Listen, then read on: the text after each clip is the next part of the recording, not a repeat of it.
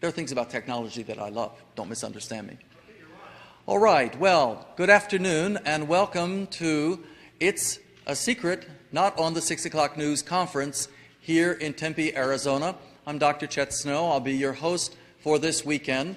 And we're starting on Friday afternoon with our pre-conference institute with really a person that I have the honor and privilege to call a personal friend, a teacher, a leader, a seer, someone who for over 15 years, nearly 20 years, has been channeling beings, non-physical beings, who say they are from the Pleiades.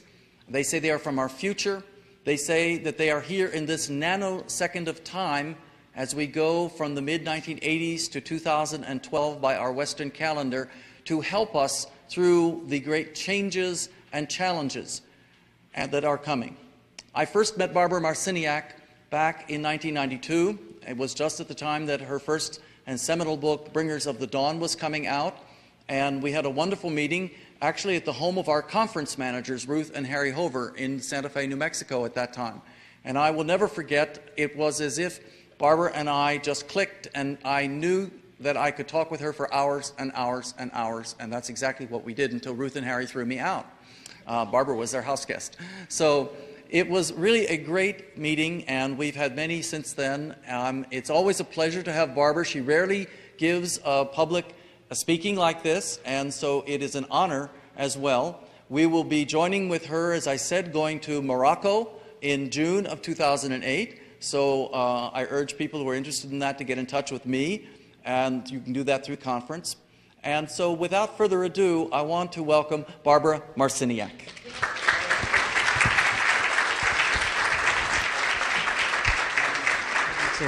Thank you. Thank you, everyone. I'm so glad that we're starting off the conference with a really nice energy. When I tuned in earlier in the week, I said, oh, probably not that many people will show up. And then they informed me that I was going to have a good crowd. So welcome, and thank you, Chet and Callista and everyone. And I have been doing this for almost 20 years officially with the Pleiadians, and in my 20th year now. And I learn continuously. I've learned that whatever I think something is, that's not what it is in general. That makes it safer and easier, because the nature of the mind is to name and identify. That's what we do. We want to name it, we want to be comfortable, we want to be familiar, we want to label it. And then unfortunately our educational system and everything that we're involved in today's incarnation, you know, wants to compartmentalize and identify. And that's not what I've learned that what I'm exploring is about. Before I started channeling, I was actually 39 when I started channeling, soon to turn 40, so I'm 59 now, soon to turn 60. And in the last 20 years, everything that I thought I had sorted out, you know, just keeps changing and evolving. The bottom line is everything is connected. Nothing is meaningless. One can, and people do, become obsessed with these sorts of ideas. And they can use astrology or pendulums or anything to want to make the decision, is this right, is this not right? What we have to do is live. That's basically it. We're spirits who are incarnated in a body, and we happen to be living in a time that the Pleiadians call the nanosecond. And way back early in the early years, they said, you know, we're here, we come from the future, and there's something really big going on in your lifetime, and you just happen to be lucky enough to be mature and have an adult body and an open mind to experience all of this. And the way they defined it is they said from 1987 through till 2012, we would experience an acceleration of energy. And everything would keep going faster and faster and faster. And it would be mirrored in the outside world. But it was really a reflection, a symptom more or less, of what was going on inside. That we were being rewired, reorganized, that we were accessing memories that have been long dissociated and suppressed through trauma and through training and conditioning. And sure enough, from my perspective, it's sure come down. The model that they use is that from the first 10 years of this nanosecond period, which again goes from 87 through 2012, the first 10 years, the energy, they said, would accelerate tenfold, and that every year things would increase and go faster and faster. That would be from 87 through 96, and they refer to that as phase 1. Phase 2, from 1997 through 2006, they called phase 2. And during that period, they said the energy would accelerate 100-fold each year. So as I'm sharing this with you, I'd like you all to reflect on your own life and see what happened during phase 1 for you, what opened up in the years 87 and 88. If you can stop for a moment and think back to what your beliefs were and what you thought things were and how you thought the world was made and what was what, and see if you can tap into your own naivete about interpretations, you know, because, and I always say, well, gee, however sophisticated I think I am now, 20 years from now, I'll look back and I'll go, wow, how naive I was. That's the nature of it. And there's nothing wrong with that naivete. It's a demonstration of how we do want to box everything and label everything and identify with it so that we feel safe, so that we can proceed. So phase 1, acceleration of tenfold each year. Phase 2, acceleration of 100-fold each year. And now phase 3 began in 2007, and it will conclude according to the Pleiadians in 2012. And again, this is their model. It's a metaphor to help us understand what we're going through. Phase 3, the energy accelerates 100,000-fold. And I used to think in the early years they were making a mistake, and they really meant 1,000. They didn't. They corrected me many times, and so again, reflect back in the last 10 months, 11 months, because we're almost at the end of November of 2007. Look at what's happened in your own life, psychically, emotionally, mentally, economically, academically, any area, just in the last 11 months in the world. And you can see that we're really in something big. And that's important. This is what I wanted you to know before we start, because in a few minutes I'm going to give the afternoon over to a session with the Pleiadians. We'll do 2, and we'll take a little recess, 5 minutes in between, and you'll get a chance to ask them questions and really express, you know, what's going on. I will ask you to state your name, first name, when you ask a question, and to make your questions relevant to the whole group. And if you have a real personal issue that you want, you know, help with, ask the question in such a way so that it doesn't sound like we're doing makeovers for each individual, so that we can look at the collective learning, because this is how it works. This is how we all learn. We learn from each other.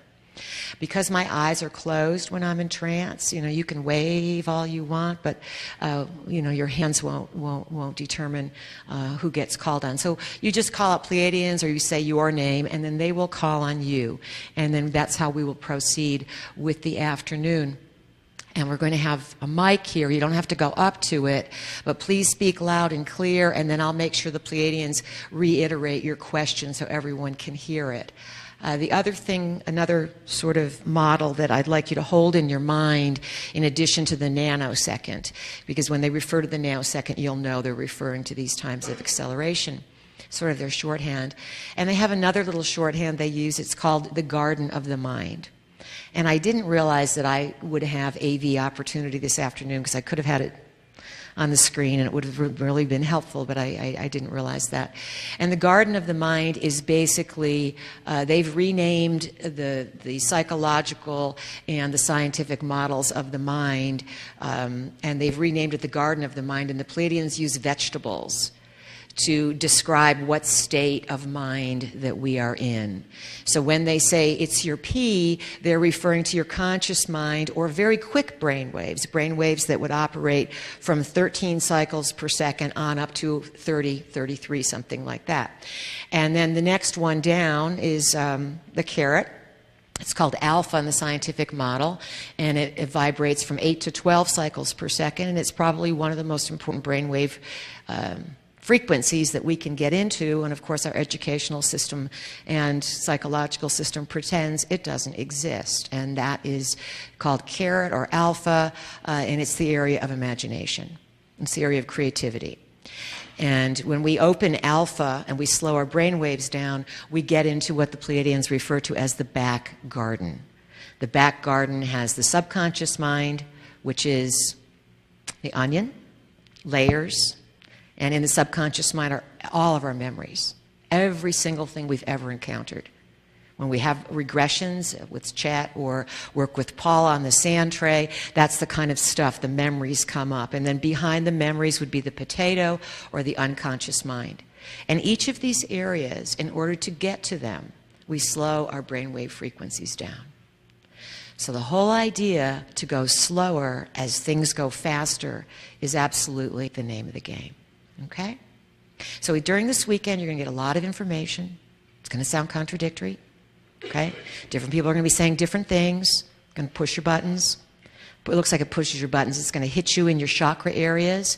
It's going to stimulate different back garden issues, subconscious mind, onion, memories from past lives, other lifetimes, Atlantis, way back, and then unconscious mind, what we're not aware of that we're fed, how we're programmed, how we program ourselves, how society programs us, and how we can use the subconscious mind or the potato or those really low frequencies to turn it into our psychic radar so that we embrace finally as a race of people, not individuals, but as a just race called people, okay? That we embrace our psychic abilities and we stop thinking that somebody has it and someone doesn't. We all have it. We've just not been trained to use it, that's all. That's what it comes down to. All right? And the other thing, my personal experiences, in order to experience the nanosecond and get the best miles out of it, you have to be in your body in order to do it. So this weekend, see if you can keep getting in, being present, staying in the now, saying to yourself, I'm not going to miss this. I'm not going to dissociate and go off, and I'm going to stay right here throughout the whole weekend and really see what my higher self and all the other aspects are putting together here, what Spirit wants me to know. Okay? So I'm going to move over here now and get myself set up. I go into trance very easily. How many of you are new that have never seen me channel before, worked with me in person? Well, thank you so much. Appreciate it. It's always wonderful to have, new people. There's a lot of energy that will come through me. If you feel restless or if you feel something that, is uncomfortable, see if you can breathe and sit with it. And if you really feel restless and it's too much energy, then quietly walk out, go in the lobby or go in the back of the room and then come back and sit down. And the piece can be very funny. They can be very direct. They're my buddies. They're everybody's buddies. I'll let them tell their stories and talk to you about what's most important. And then again, you will be asking them questions. You can ask them whatever it is. So let me just hook myself up here to my little recorder.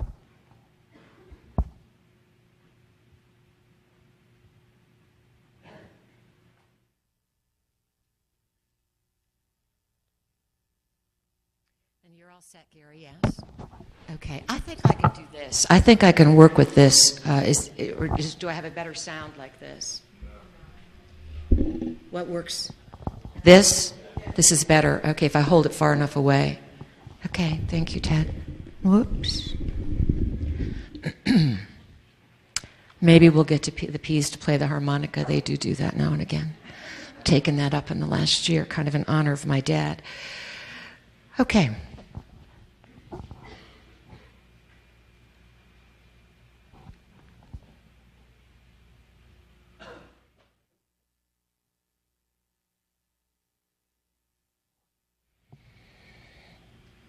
Good afternoon. We are here, and once again, it is our great pleasure to be in your reality. And that reality right now is located at a conference called Shh, It's Not on the 6 o'clock News. You might want to look at that title more closely and see what is hidden in the title. And we are in Tempe, Arizona, and you're all quite excited. That's what brought you here. Something inside of you said there's an opportunity to learn and to grow. And so we are here for the same opportunity to learn and grow and share with you. Our vehicle gave you a bit of background about who we are and what we do. We will speak for a few moments more to, let's say, expand the picture so that you all can relax. You're on the edge of your seats. We've never seen this before. What is this, some of you? Relax. There is much to learn. Now, we are a collective of energies. We call ourselves Pleiadians. From your point of view, in the way you look at reality, we come from the future. A future that is actually simultaneously occurring along with your now. All time, in actuality, exists in an ever-expanding moment of experience. And all time is collected and interwoven with all other aspects of time. Think about that for a few moments. Those of you who are gathered here today, you are, let's say, running in a different meter and different cadence than the rest of society. Does not make anyone right or anyone wrong. It's simply an indication that there are many ways to interpret reality. Today, the world is a product of a marketed, conditioned version of reality, and you want to stuff everyone into one size fits all. And that is not the case. You are living in tumultuous times. But these times are indicative of the spiritual development of society. And because of the acceleration of energy and the model that our vehicle shared with you before we began, this acceleration brings up all sorts of opportunities that were not available in what you call the past, not consistently, not across the board. So these are special times. We have often said that the planet is so crowded and everyone wants to come in, and birth rates are increasing in many parts of the world because everyone wants to be here. Spirits take on bodies for various reasons. And you may think that because you studied history and you studied Christopher Columbus and the Templars and different people in society did things so long ago, that you have convinced yourself that all of this has happened so long ago. But in actuality, if you were able to use your body, which we also refer to as a code reading device, if you were able to use your body to its fullest capacity, you could tune in like remote viewers do, like those who journey out of the body or those who are able to walk the lines of time. You can peek into other realities. In some regard, this is what we do as Pleiadians. We have, in all truth, encountered great difficulty in our version of reality. Being Pleiadians, it means we come from the star system, the Pleiades. And on a nice dark night at this time of year in the northern hemisphere, you can see the cluster of stars. 6, sometimes 7. If you squint a bit, you may see 8. But there are thousands of stars in our nebula. And also within our nebula, there is a black hole. That will be more apparent as time marches on as to the importance of portals, stargates, black holes, and things of this nature. They are not the, let's say, flights of fancy or the objects of someone's vivid imagination in non-fiction or fairy tales. They are part of your history, a history that has been distorted and turned around, and in the 20th and 21st century, completely rewritten. Not to worry, though, friends. Not to worry at all. The truth shall prevail. One of the interesting things about the nanosecond is that as things go faster and faster and faster, what you think comes back to you with greater rapidity. This is designed to teach everyone. Again, spirits occupying a body. It is designed to remind the spirits of how things operate in existence, not just on Earth. You are creators. You create every moment of your life. You've created your body in the shape and the size that it is right now. Nothing happens to you from randomness. Everything is cooperative, interconnected, and extraordinarily, significantly purposeful. Reflect for a moment on what we've just said, if you would. And accept, if you can, if you will, and truly it is your duty to accept it, that you are a creator, and that you have the free will to create as you would. And if you create with, let's say, malice in your heart or worse, then that will come back to you. And if you create with integrity and honesty and truth, and cooperation, then this is a reflection of what your life will be as it unfolds. No one needs to save you, but you do indeed need to save yourself from yourself. By that we mean that you often hypnotize yourself into self-limiting ideas. The nanosecond, the acceleration of energy, is here to reassure you, and you are here to reassure billions on the planet.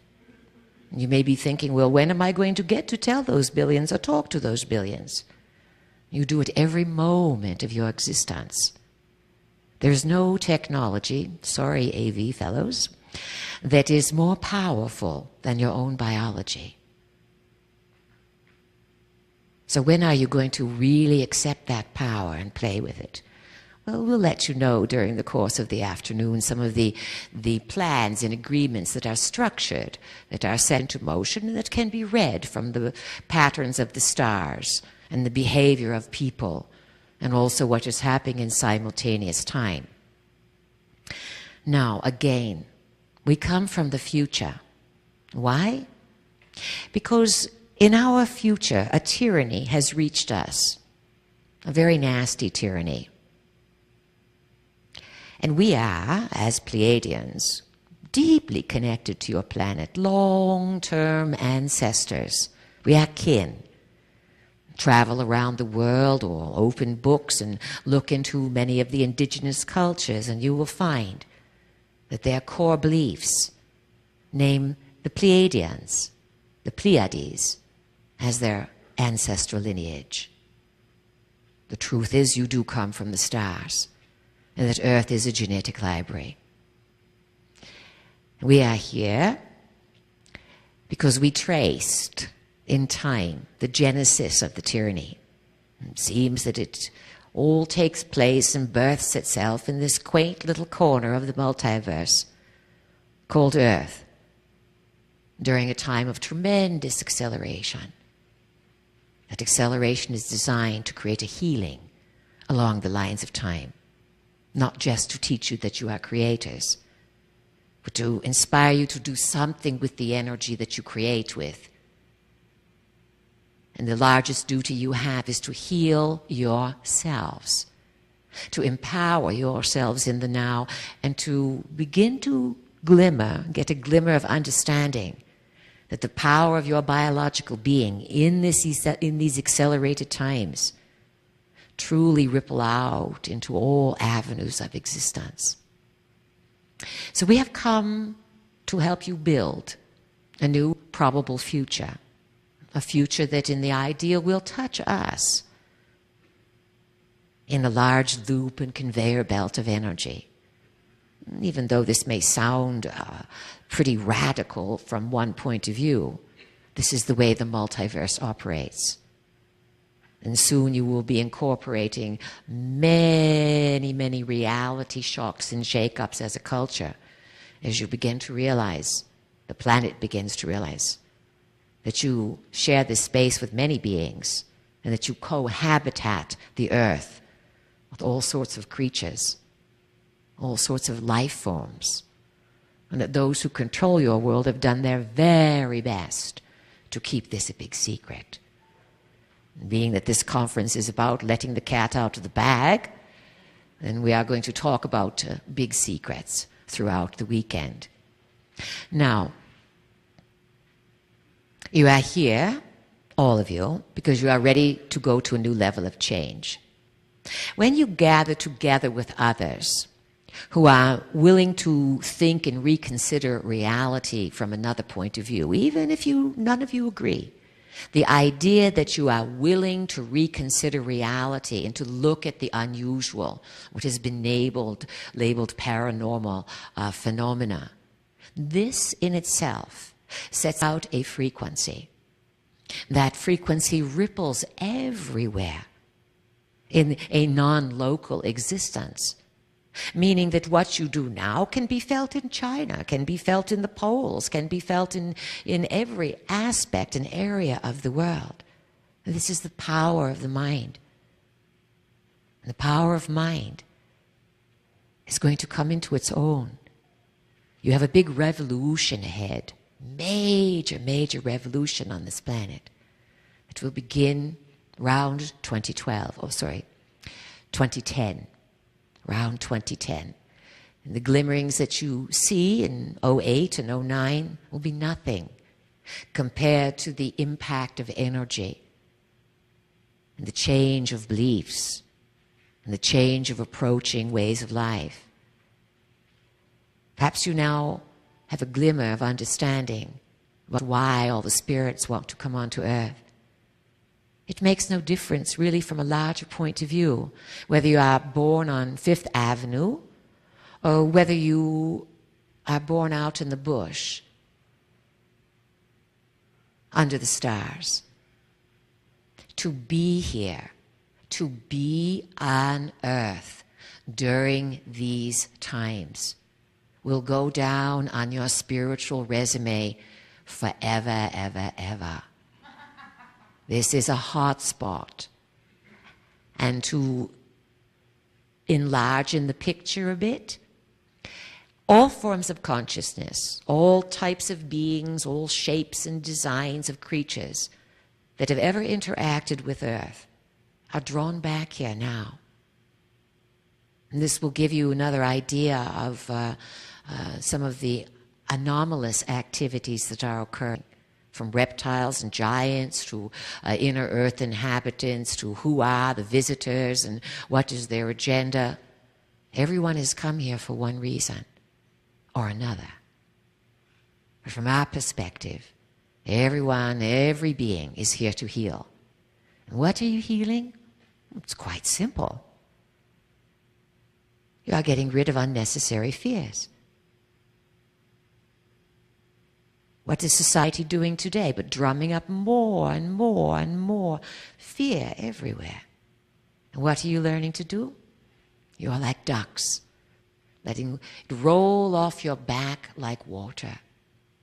You must learn to be able to discern the difference between what is an appropriate consideration or concern and what is mind control, attempting to control your frequencies and block down your innate joy, your innate creativity. So it is a time for great excitement. It is a time of innovation. 2008 is going to be a very stunning year, as 2007 has been.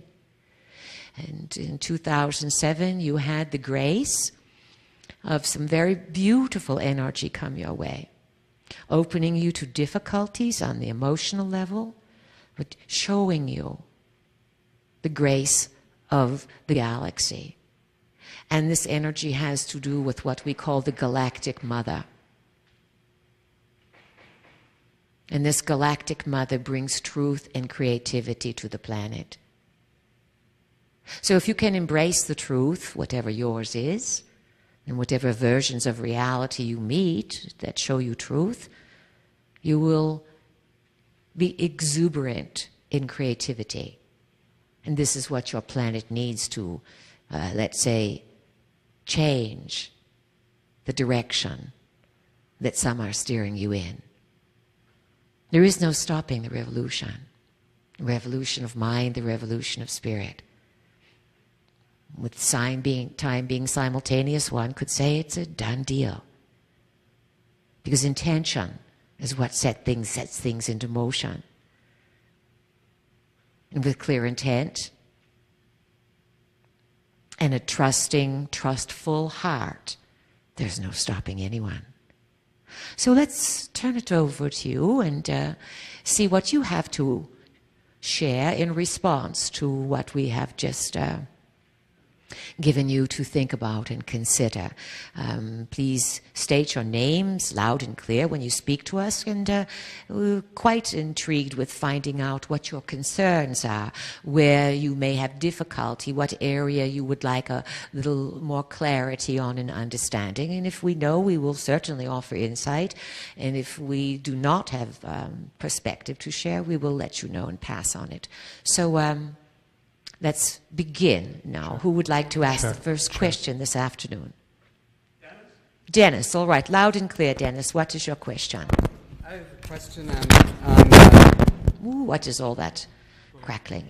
on one of your favorite topics over the years. That I have a friend who is totally addicted to TV. And Totally addicted to TV? Yeah.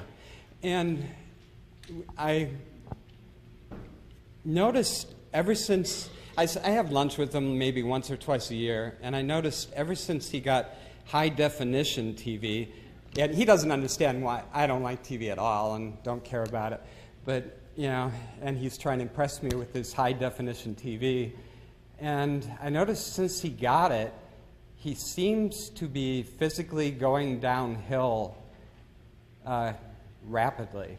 And It is a good observation that you have made.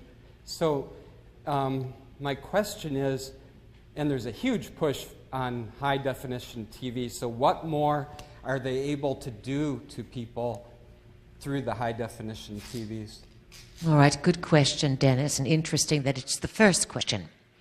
It's always quite significant to see what topics are ready to be addressed. Well, see if you can stop squirming, you TV watchers out there. Don't judge yourselves. It's not about judgment. It is about mindfulness to observe your own behavior and your attachment to it and your beliefs that are behind the behavior. There is a steadfast investment in subversive technologies, and you will have speakers this weekend who will go into minute details and have specialized in understanding these sorts of things. Generally, we will say this: there has been a long-term battle for who can control the world. This has been going on for eons and eons and eons. Why do beings want to control the world? Because of the value of the library and the genetics that are stored here and what is stored inside the genetics. Those who control the planet, some of them, in minimum numbers, are fully aware that you are in a time of acceleration, of spiritual advancement, and they are using technology to divert you from your own discoveries. And not only to divert you, but to make money in the process. So monies can be made on high-definition TV. Someone pointed out to our vehicle recently that it was the #1 biggest hot must-have item last Christmas. That was what everybody, and many people got in debt to buy them. This is part of marketing, conditioning, programming. It's one of the reasons your world is in a mess today, that people have become so addicted to what someone tells them they have to have, the media. The media is designed today to divert you from spiritual awareness. That is a simple way of saying it. Other aspects of media are designed to disrupt the body, particularly weaken your immune system, so that as you get ill, you then contribute your hard-earned monies, or easily earned monies, to the so-called death care system that passes for health on your planet. And, of course, if people died from technology instantly, there wouldn't be the opportunity to, let's say, garnish more money. Do you understand? So, and another perspective is this. There are beings who feed off of energy. One would say they are non-physical from one point of view. And some of your world leaders have deep liaisons with these sorts of beings, and so they feed them energy. At the high-risk end, they would perform what you call ritual sacrifice of humans or animals or things of this nature. And perhaps some of the historical timelines are ruminating around where you can remember that certain societies did kill people in sacrifice to the gods. Today, it's not openly accepted to do human sacrifice, so it is disguised now in what you call war. These vibrations, whether you're watching them on a high-definition TV or whether you are seeing them in movies or whether you are experiencing it firsthand, they are horrific. They are full of pain and fear. And that when the human body turns its emotional dial to pain and fear and anxiety, there's a frequency that goes out. And there are beings who rush in to feed off of those frequencies. High-definition TV, like your cell phones, like your iPods, anything you plug in your ears or put to your ear all the time, you have high risk of receiving frequencies that will control your behavior. Another important point of view here is that when you watch TV and work on the computer, because there is no image technically on the screen and you are viewing a stream of electrons, so to speak, the mind shuts down. And it moves from beta, which our vehicle said to you, what we call the P or higher frequencies. It drops down into what is called delta, or sleep state, or the potato, 4 cycles or seconds per less. And also, when you are in watching TV, no matter what you are watching, your brainwave frequencies move to delta. So it is a highly programmable state. High-definition TV not only throws you into that frequency, as all TVs have done, but now they are inserting very subversive programs. For what? To modify people's behavior.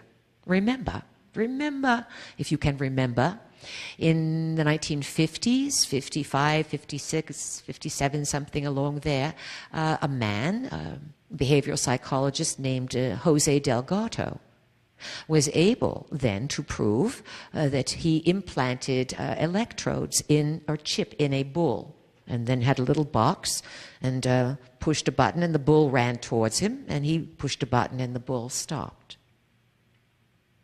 This was a major turning point to determine what would happen in the years ahead.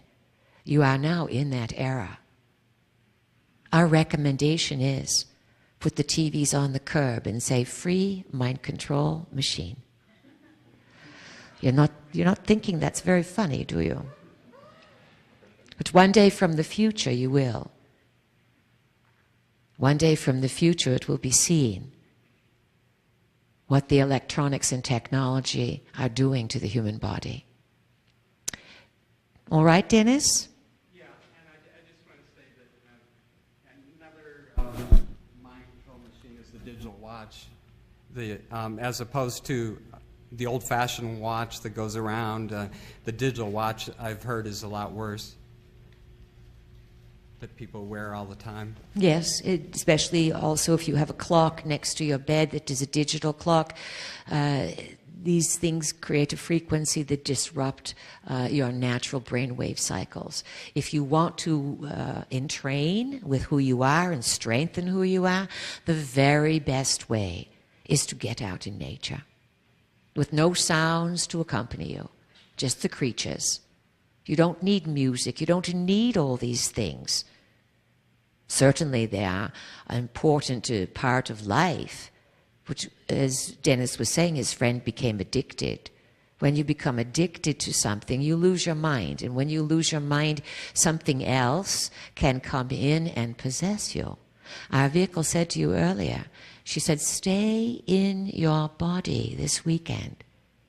Actually, it's best if you stay in your body throughout life.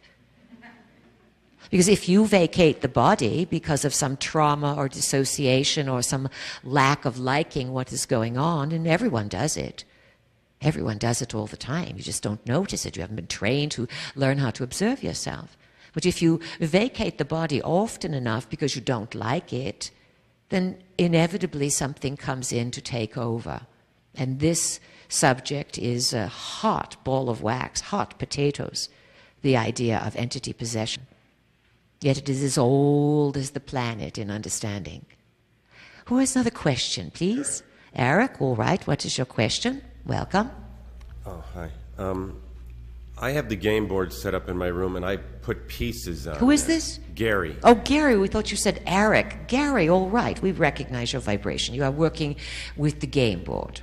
Yeah, and And if we may add something here, our vehicle has a game board up here, and we have suggested that this game board is a map for everyone for navigating the multiverse. If you would proceed now, Gary. So I got the idea to put pieces on the game board, a certain amount of pieces. Such as? Crystals, people's names, gold, So you're playing water with from the Ganges, a ring from Tibet, owl's claws, different things that I got a hit to put them on, different squares, and I muscle tested or doused to see which square these things would actually be on, which column, how they connected. But I was wondering if you could give me some clues, like what does that do when I put the pieces on? And then I have another question. There is the doing, and then there is the understanding of the doing, yes? Right. And many of you have been doing for quite a few years with crystals and dowsing and all sorts of things, and you can keep quite busy doing. But if you don't link the doing to the knowing and the understanding, then what can you do? At best, you have a good time. At worst, you get yourself in big troubles. Now, the game board, quite common, more common than you realize, more powerful than any of you realize. Ubiquitous around the planet, found everywhere. In some of the oldest ancient cultures, the Dogon, for example, they use the black and red and white checkered game board, and they claim it's one of their oldest, most revered, cherished artifacts. Again, a map for navigating the multiverse. So what is Gary doing when he takes this black and white board, and instead of playing checkers or chess, he starts to put on objects of significance, things that mean something to him or that have come from places around the planet. From his experience now, because you all have, if you've played with the game board, it will apply to all of you, but we'll use Gary as an example. What he would be doing in his now, in his 21st century now, is he would say, oh, I like this owl claw. Oh, water from the Ganges. I remember how powerful it was to go there. Gold, wow, gold has got some inherent value.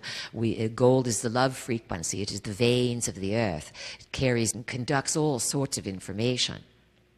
What he would be doing is, in his current Garyness, he would be selecting things that were important to him in this now, but that really would be bridge artifacts across time.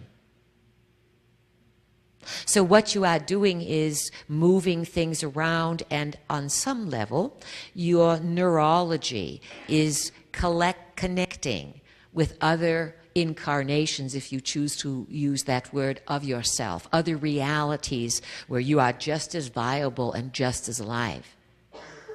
You may say, well, I've had a regression, and I saw I was in India in 777, and how could I be alive now? That's already gone. None of these realities are gone. This is what the big conundrum and the revolution of science is all about. As the scientifics break ranks and start to explore what's going on, they realize everything is multidimensional, concurrent, simultaneously unfolding. And so one act is simply the other side of another act. So you are getting in touch with other aspects of self, Gary, that in time, in the next few years, by 2010, around then the big revolution kicks hold on the planet, the revolution again is of mind. And your mind will become quite crystal clear as to what all of these effects are about. We would say to have reverence, and say if you want to find out something more, if you have the water from the Ganges on one square or whatever you have, put your hand on it at some time and make clear intention and say, what's going on in that reality that is so significant that I honor it, or I place it with special playing power in my now? You see, first you're going to play with the symbols, the sigils of these times. And then as the energy changes your nervous systems, and it is changing everyone quite rapidly, as that energy rewires you from inside on a subatomic level, there will be a time when, like a button is pushed, a comet streaks across the sky. It will act as a signal on a very deep level, and people will raise to another level. Being that you've just had a comet streak through the sky and seem to implode to be larger than the sun now, we would say these are quite auspicious times. And that can be interpreted as a signal to fire codes of consciousness across the planet, without your pure conscious mind having any bother at all about it. All right, Gary? Thank you. Who is it? Yes, Bud? Wesley. All right. Wesley, what's your question? You're speaking in English. I understand Polish language. How come people... Dzień dobry. Dzień dobry. We talk about time, all the time about time. What does that mean, the time? I would like to find out... What time is all about? Co znaczy czas? You would like to find out... What it means, time. Just the word, time. All right. This is a very good question. If, as a spirit in a biological being, you were aware of all of the times that you have lived and everything that was going on, and every bit of land vibrated, all the different things that happened on it, how could you have an experience? Who would you be? Time is a local custom. It allows you to encapsulate an experience, to build something unique, and to experience life. Spirits come into the body primarily for love. That's what really the reason is. As a spiritual being, and you're all spiritual beings, and everyone on the planet is a spirit, but when you take the body on, there's something that happens here that is beyond richness. The frequency of love is sought after throughout the multiverse, and Earth has its own unique richness, flavor of love.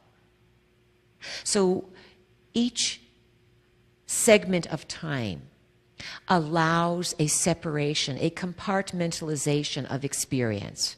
Within that compartmentalization of time, different eras or civilizations are built, and the raw materials of creativity can be expressed uniquely. Whether in Poland or South Africa or the depths of the Congo or Gabon or Morocco or here in Tempe. And you take it all for granted, and yet it is rich beyond compare, because each reality had to be built by mind, by activity, by belief. And you see, when you are not in the body and you are spirit, and you can, if you gain this capacity, and you must earn these capacities, just because you are not in the body does not mean you are going to be a brilliant spirit. Everything must be earned, dear friends. And you earn it by showing whether you rever it or not, whether you cherish it. And people who cherish monies, well, they will accumulate monies, but you know the expression, you can't take it with you. But you do take your consciousness with you. That is what you take with you. So, when you are not in a body, and you can look at the various versions of self that are segmented in different aspects of time, those experiences, individually and collectively, through family, through culture, through marriage, they all contribute to some great expression of creativity. That's what you are doing. You're always expressing your creativity. You may say, well, I'm not expressing creativity. I'm struggling to pay the bills. That is an expression of creativity, because if you are struggling to pay the bills, then you have a belief inside that says, I must struggle. And yet you have the free will as a spirit to come into a body and take on any beliefs you want.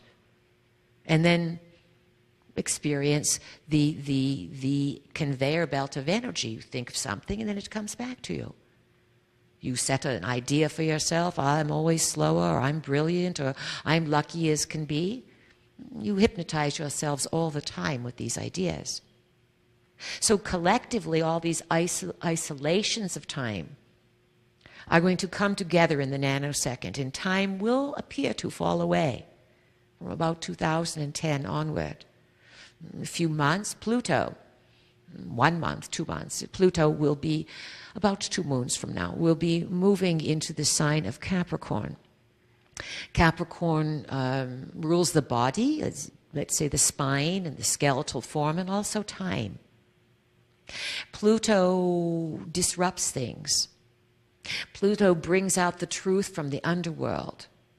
So one could say from January until 2024, something like this, as Pluto is in Capricorn, you will see a whole restructuring of time, an understanding of time. And the trick is that you must never lose the home station, the current now. To value the identity that you have, the country that you come from, the parents that you have, the you that you are. But it's only one version of you. It's a costume. Truly, it's a costume that you are wearing. And just as you can change costumes and wardrobes, you can, in this lifetime, change your beliefs about what you think you are. That's why we are here this weekend. Because this is a very, very powerful point in time. Pluto has just gone over the galactic center 2 weeks ago. 2 weeks, 3 weeks ago. Pluto made a final pass to the galactic center. If you understand the logistics of space, you know that the Milky Way galaxy is gigantic, and that the galactic center is perhaps, from your counting, over 30,000 light years from where you are right now.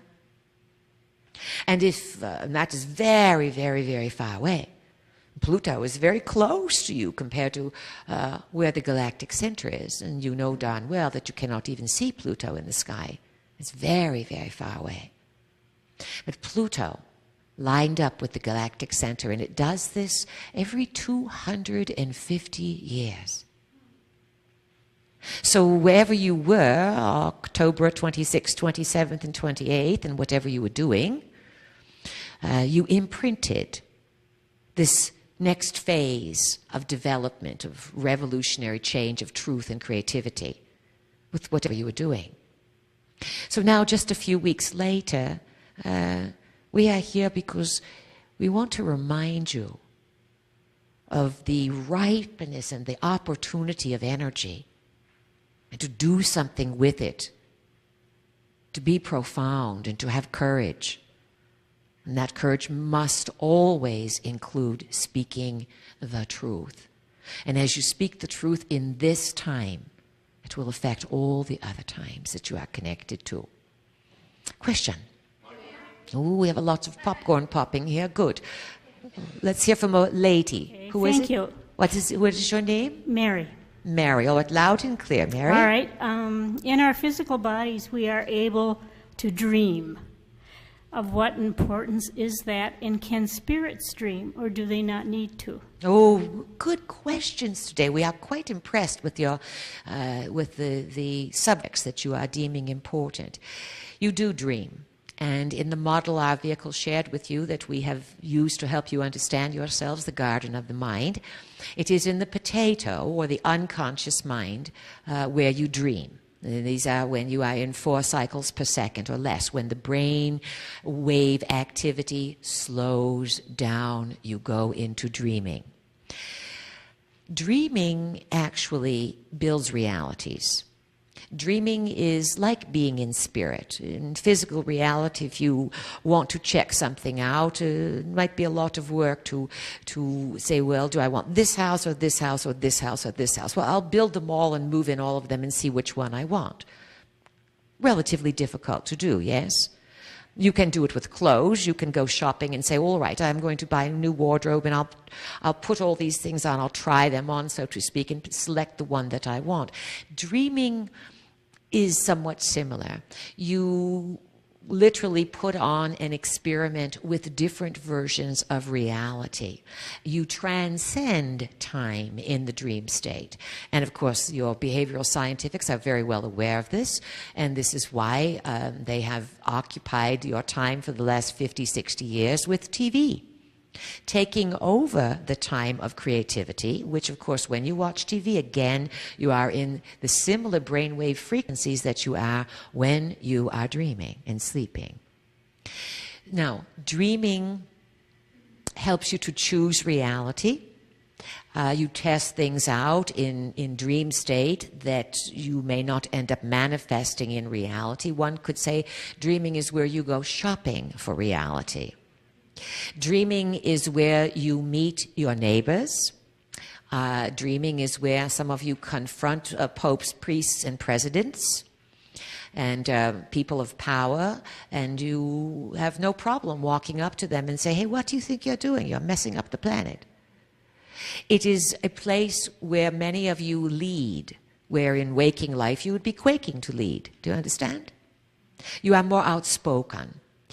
Dreams are very fascinating, and another important thing to understand about dreams is that they are not necessarily something that is sequential. You may interpret them as sequential, particularly if you write them down. However, when you dream and you then awaken from those dreams, you think, oh, I had a dream and it was this, this, and this, and this, and here's the story. And indeed, that dream will be laden with symbols, laden with clues that have to do with your psychic bloodline, meaning the issues that you are working on throughout your reincarnational journeys.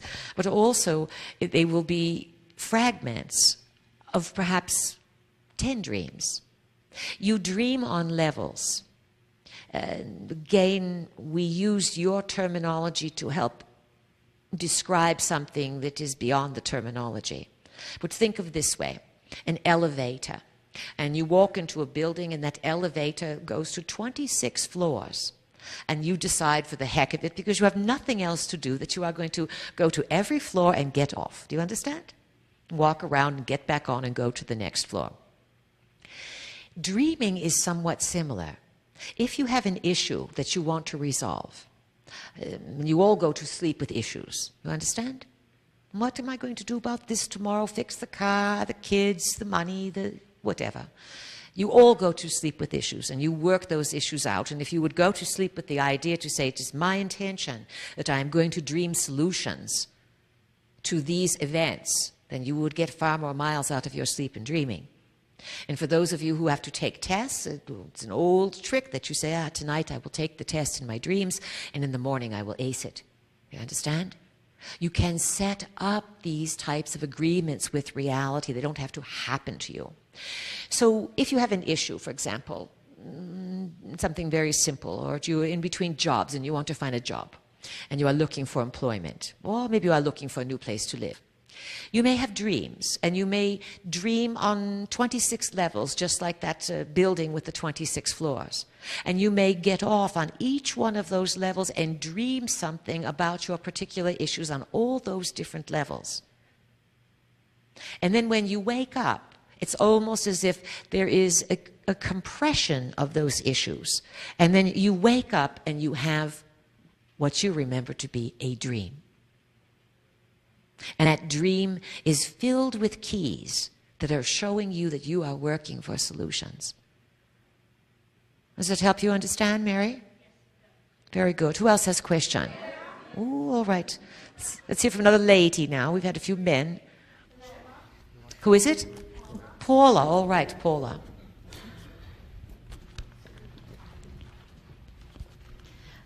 Just to piggyback what you were talking about creativity in the previous question. Yes, because this is Paula, the sand queen herself. Let's call her the sand goddess. How's that? Sand goddess, yes.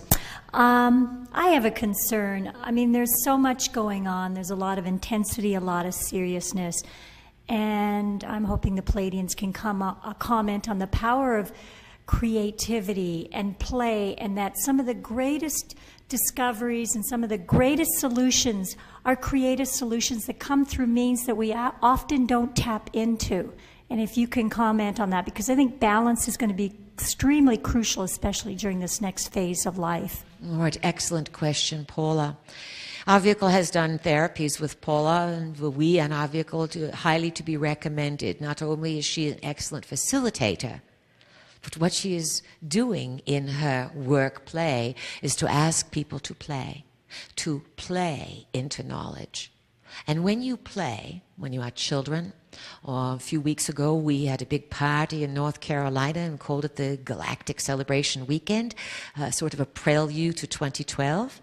And basically the weekend was organized around a good time. Certainly learning was a part of it, and following some agreements and working together. But basically it was about hilarity. It was about creativity. It was about music and laughter, all done spontaneously. And after the people left, they said they had never laughed so hard in their lives. One woman said it was the best party she's been to in 250 years.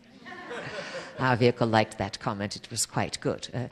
However, it is this ability to tap into the back garden that is so important. Remember, the P, or the conscious mind, is the part of the self that is rewarded. It is the part of the self that wants to be obeyed, that wants to be recognized, that wants to achieve, that wants to say, I did, look at me, I wrote this many books, I traveled this many places, I know this much information, etc., etc., etc. All fine and dandy. But what's it connected to? And what's the purpose? The purpose comes through play. And we'll tell you a very easy way to allow those play frequencies to open for you. It's quite simple. You separate your jaw and you relax your tongue. The old yoga techniques, yes?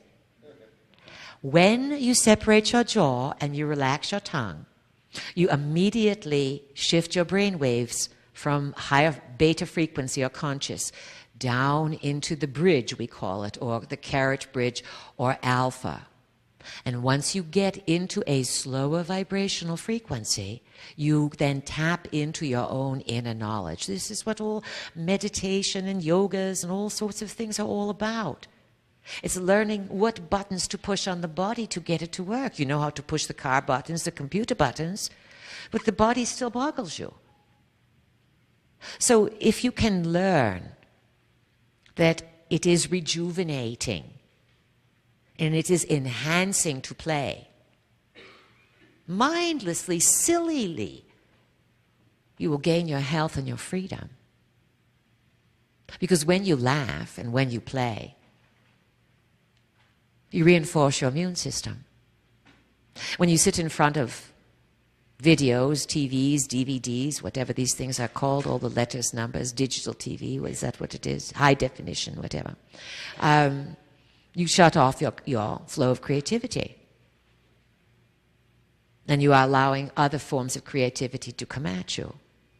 Your duty is to create yourselves, to make special time to create, to become the living artiste, and yet not lose the home station, to be productive as well. So play is essential. And in the next number of years, there's going to be a huge turnaround in what you consider important. It's quite obvious you are in economic dire straits, and we would not put too much credibility or trust in your politicians or your Federal Reserve chairmen or any of these people. They are not going to say to you, whoa, folks, looks like bad news coming down the pike. They are going to say, late breaking news, here we go, the economy is going to, 0.1% is a little higher, yes, it's going to be okay. They're not going to let you know that these things are crashing and crumbling and beyond their control. And for some of the global elite, they want society to crash and crumble. And we will say this to you, what could be in it for you? On some level, when you all dream together as the world, when the world dreams together, the world says, how are we going to get out of this big material mess we are in? We keep buying and buying and building more, and there's no place to put the junk, and we have to ship the junk to other countries to get rid of our garbage, and we have now nuclear waste we don't know what to do with, and we have so much stuff, and we are buying more and more stuff. If we don't buy stuff, then the economy is going to collapse. What's going on? The economy is going to collapse, and it's going to disengage you from this massive treadmill of material consumerism. These next few years are going to be shocking for many, many people who have not put their built-in shock absorbers on. You understand? We are giving you forewarning that you are here for spiritual development while enjoying the material world. But you must balance your way through the material world. And the very best rule you can make for yourselves is never do something that you cannot afford. Mentally, physically, spiritually, emotionally, and economically. If you can't afford it, guess what? Don't get in debt for it. House and an auto, that's about the only thing. Because it is a deficit of energy. And look what has happened in the last 8 years or 7 years of political turmoil. Your debt has been increased by trillions and trillions and trillions of dollars.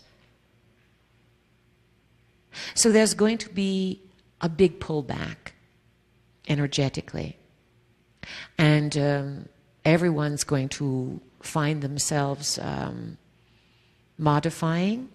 Many areas of the world are, especially let's talk about the United States, because this is where most of you come from, you are going to have severe water shortages. Water is one of your most prized resources. And yet how often do people just watch it go down the drain? How often do people open the tap and offer a simple prayer of thanks? Oh, thank you, water. And some of the greatest blessings that you have, you take for granted. And part of the experiment has gone so far that you have lost consciousness as a people. So Chet's and Kalista's conference and all the people that have come here to listen and to learn and to speak, you all want to change. We'll tell you the truth. The changes that are going to be required are bigger than what you want to make or think that you can make. And yet there is a plan underneath that as the material world wavels and crumbles, there will be an implosion of consciousness, the enterprise and expansion of consciousness will have room then to blossom into your lives. Question? Joanne, yes? Duane, all right, Duane. Sorry if we did not hear them exactly. You mentioned earlier about dealing with a tyranny in your time or place or how you refer to it. Yes. Is there something that we can be doing to help with that? Because I believe your future is our future, am I correct? Yes, even though it looks as if we are in the future, it is all simultaneous. And our, let's say, Your past is our past as well. So we are all deeply connected. What can you do about it? Let's say you are doing right now. Think of all the people around the planet who are watching high-definition TV right now and don't want to know. All right? Billion, maybe? Maybe not quite, but quite a few up there, even if they have the old models. And yet, we said earlier that the power of your biology is far more powerful than any technology. And that will be demonstrated very soon when solar activity and cosmic activity start knocking out satellites as if they are dominoes tumbling. And that will be a reality check for everyone. So when you invest your attention on something significant, then that is shifting the tide. When you know that you are only here for the world of peace, that you're not available for nuclear reality, when you dream, that's voting. You vote with your mind when you make these decisions. And in the dream state, you share these ideas and you meet with those in the world who want these things. It is not as if, let's say, you need to be hoping that the spiritual revolution is going to take place. It is taking place. It's bigger than any of you can ever, ever, ever imagine. Yet it can only be moved by each individual. And each individual in their perceptions and their attitudes and attention is of utmost importance. So you are helping us right now. And the more you start to realize the power that you have inside to remember, to make a difference, to heal, to be one less person that is not saying, fix me, make me, do me, bail me out of this subprime mortgage thing, or give me free health care. I don't know how to take care of myself. That's all nonsense. You must all learn to take care of yourselves. Once you do that and you get that idea inside, then you lay out a frequency of what is possible. And it might be someone 800 miles away who wakes up from the dream and changes their life because you made a decision, and you'll never meet them, maybe. That's how it works. That's how it is all connected. And of course, when you make a decision here, it is going to ripple throughout the lines of time. Let's go off a moment on the lines of time. Wounded. You've all been wounded. You've all been through war. You all have bloodline connections to war. You have reincarnational experiences with war, with horror. In this lifetime, we are pretty certain that most of you in this room are not at all for war or violence. You've made a commitment, not in this lifetime. You've laid down the sword. There are billions of you on the planet who would never pick up arms. Do you understand? And that presence is preventing many things from occurring. And when you choose not to perpetuate violence against another in order to get your way or to have your opinion supersede someone else's, you reach great spiritual maturity. And in so doing, you then pull other aspects of self around the lines of time out of war. So bear that in mind. Questions? Everyone's yelling at once here. It's so hard. Yeah, this is Shane here. I got a couple of questions. Lower, please. Lower. What is your name? My name's Shane. All right, a little lower. Right. Sorry about that. I have a couple of questions. First question is, can you tell me the metaphysical, archetypal, or even the personal significance of the number 33? And also, do you know the best remedy for what I like to call survival sickness? You know, the kind of sickness that pervades this kind of listless inundation of constant Wait. images. We are missing 33 is a master number, of course. Yes. And double digits have vibrational frequencies, and basically they are used by churches, military secret societies, and the numerical system, of course, is Arabic, as you well are aware, and the Arabs, of course, are not giving a decent rap today or the credit that they have for remembering things across apocalyptic times. It was the Arabs who were quite highly evolved while the Western world was still rather barbaric in those terms. But there are frequencies of achievement. And let's say that for your own self or for anyone, it is up to you to remember it. But double digits are very powerful numbers to use, and they are markers along the lines of time that remind you of something. And they are not owned, let's say, necessarily by the Masons or any particular organization. Now, your second question was vibrational funk or something like this? Survival sickness. Survival sickness? Right. Basically, what is this? We have not heard this term before. Well, it's. I guess you can kind of liken it to the constant inundation of, images and stress that you take on as a result of merely surviving rather than living. Obviously, in other words, people are so constantly consumed with being consumed that. Right. You know what I'm talking about? Right. So how did one deal with this? Is this your question? What's the greatest remedy, at least, that you know of to get out of that? Attitude, attitude, attitude. An attitude is another word for beliefs. And in order to change your beliefs, you make an intention. We know this sounds quite flippant and quite concise, but this is how it works. So if you see that people are getting into these survival funks and these lower vibrations because of all the stuff that's out there, think about this. You are all creators of your reality. You create the mass environment. You create the weather. You create your own individual environment, your bloodline, your experiences, your intelligence or lack of. And so therefore, ask yourself, why am I living and helping to participate on a mass level in these times of survival with comfort? You all go home, you have a bed mostly, you have food with no problem, you have flush toilets, you have warm water, all of which would have been high privilege in something that you could not even imagine in other lines of time. So you have certain basics. It's where you choose to put your attention. Now, yes, this stuff is out there, and our vehicle too gets into despair sometimes, and she has learned not to overstimulate herself with all of these ideas and beliefs that are being thrown at you. And so what you to do to deal with this is develop a sense of sovereignty and make space for yourself. Own your space, first of all, and make a declaration that no one can own your space but you, your space being your body.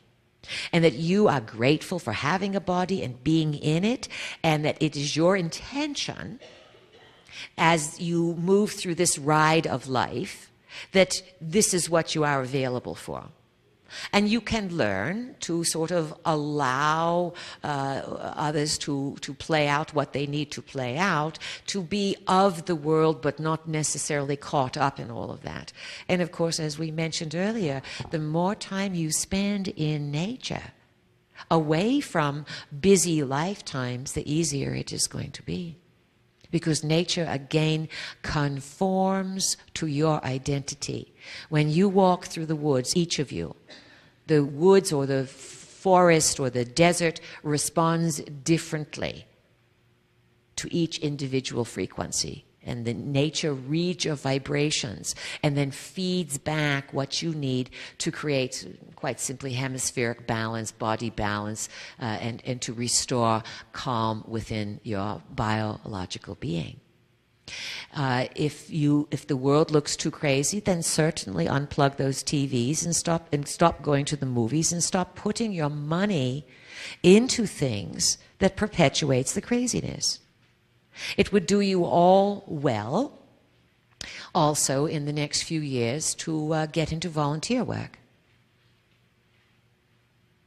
If it looks as if things are falling apart and you are driven to separation and craziness, then open your heart, devote some time to working with humans who perhaps do not have the freedom that you have to move around, but on some level have equal dignity, and yet you can learn from offering assistance to special needs children, to the young, and certainly the elderly are going to have a massive message for you to learn.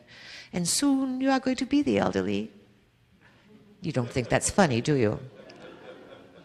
Well, you are going to have more cycles around the sun, and those cycles around the sun are going to give you greater information. So there are many ways to antidote. Get together with people. We always say new moon, full moon's great time to have gatherings and have everyone cook something. No store-bought food, no packaged food, nothing processed. Homegrown food, homemade food, and eat together and talk together and laugh and play music. These are the oldest ways. Build families with like-mindedness. Stop waiting for someone else to do something. Because every time you do these things, you raise the vibration. Questions? Who over here? Donna? All right, Donna. Diane. Diane. All right, Diane's here. Donna can come next. You were talking about the revolution of mind and also with that spirit. And I was wondering about how, in the next coming years, how will this affect our world religions? And will this create more chaos and war? I hope not. But, you know, there are millions and millions of people that are tied into their religions and feel this is the only way. Yes, that's a very good question, Diane. Anything else? Shall we answer? Yes, would you answer that? Because, you know, my family they're very deeply, they're Catholic, and I've tried to talk to them, and I give them my ideas. They think I'm a real space cadet, but that's all right. But I know with things going on that it's very difficult for them. And if it's for them, I know it's for millions of people too. All right, this was said with good empathy and compassion. Gary, how are we doing on time? 5:58. 6 minutes. All right, good. We have plenty of time to answer this. It's a very, very important question because it touches every single one of your lives. As people who walk the edge a little bit and play once in a while, put your black sheep clothes on here and there, you can all relate to knowing people or having family and friends who do think you are wacky or way out there or whatever. But from one perspective, those people who think you are wacky are just as wacky. Do you understand? And you could say that to them. Well, you think I'm wacky. I think you're just as wacky. And that will give them something really to dream on at night. Now, society is designed in such a way, civilizations are designed in such a way, that before you are born, you know sort of the mass agreement that you are going to come into. And so let's say the mass agreement that you all knew you were going to be born into, there would be cars on Earth, and that this would be part of it. If it was 200 years earlier, you would be using different modalities of transportation, food, clothing, etc. So before you come on, you are very aware of what the mass agreement will be, how people will conduct life and what they will believe and how they will then exploit those beliefs or live out those beliefs. No matter what you believe,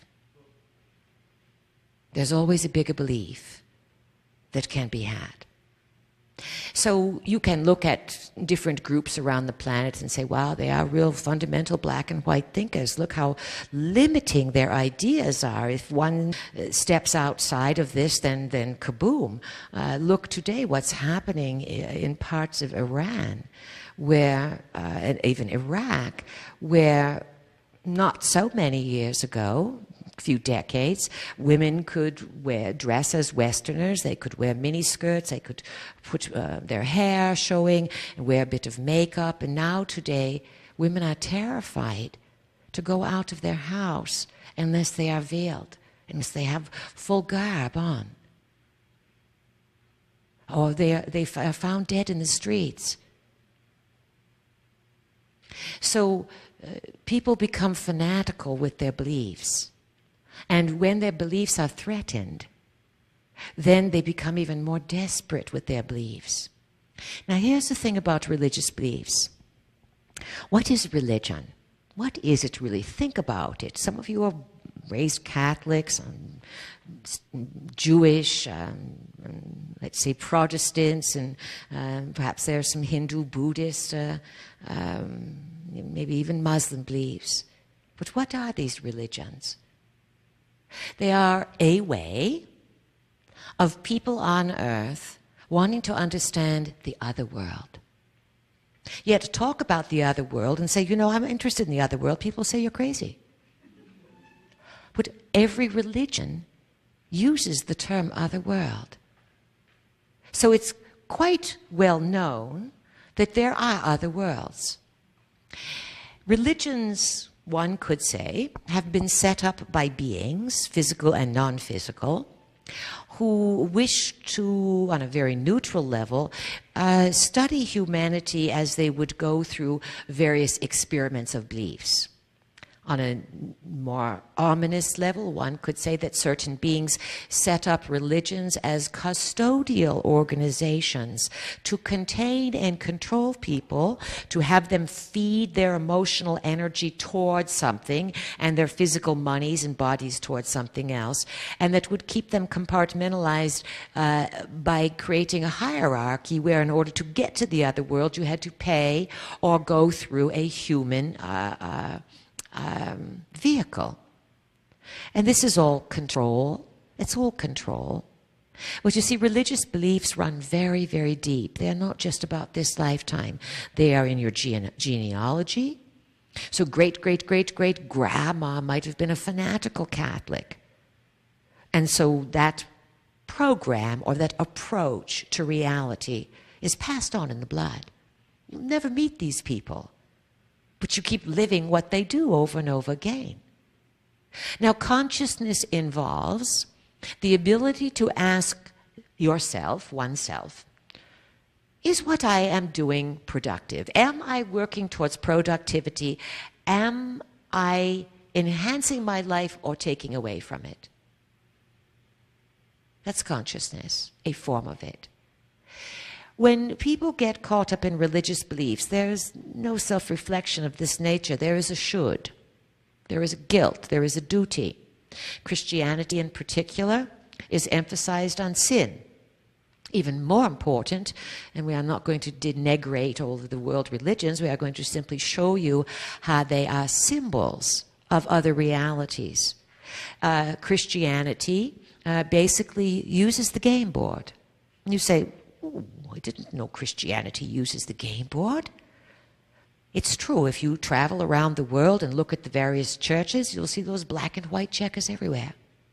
But more important, those black and white checkers could not be built without a core symbol called the cross. Look at this black and white board here, and you will see, we have 5 minutes now, thank you. It is a series of crosses that are connected to make a grid, and that grid is filled in with black and white energy, denoting positive, negative, day and night, black and white, etc., or 1 and 0. 1 being white, 0 being dark, 1 being the phallus, 0 being the womb. Now,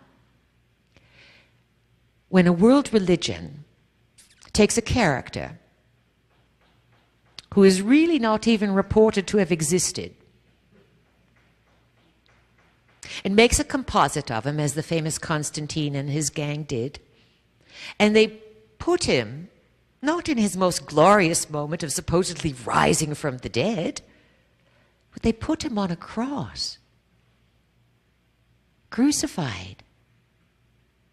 And for thousands of years, people wear this symbol on their thymus gland, between their heart chakra and their throat chakra. You say, why is that so important? We say to you, wherever there is the center of a cross, it is a point of power. Remember, remember, remember, the witches always used to gather at the crossroads. That was a point of power. So what has Christianity done? They put a dead man on the point of power and say, better not think about going here. The grid being a map to other worlds, to heaven, so to speak, to getting into multidimensional living. Quite simply, there has been a massive shake-up. You can see it in Christianity by the last number of years of all of the exposure of the abuse of children. And notice how it's been contained and covered up. You don't get the details, you just get the stories. And some of you have been closer to it. Do not think that other religions are more holy. When you deal with power, you deal with the potential of corruption of that power. And that corruption will correspond to the various energy centers in the body.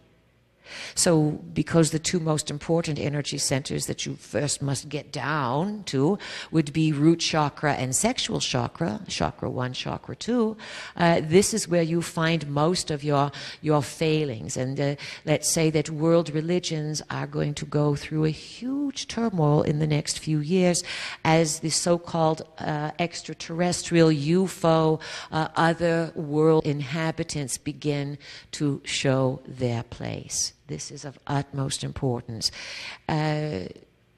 Sometimes people would rather lose their money than lose their religion. It is true. Because it is how they identify. And so there's going to be a lot of turmoil about this. However, and we'll take a recess in just a moment, there'll be a shattering of beliefs. And there would have been a shattering of beliefs long ago, but you must remember that those that hold the world religions together, they all belong to secret societies. They are not steadfastly religious. They've all been infiltrated by different Masonic groups and secret societies of unknown variety of sources that have access to very old planetary information. And they know darn well if they brought that information forward and disclosed it to the public, all religions would fold overnight. Now, going to be big turmoil in these next few years, and we'll talk about this in part 2 of this afternoon's discussion. But things do not just happen on a physical level. They happen on a level of energy. And we will say that one of the greatest things you can look forward to is, well, how do we describe it? The Catholics have a picture of it, and they called it Pentecost. Do you remember?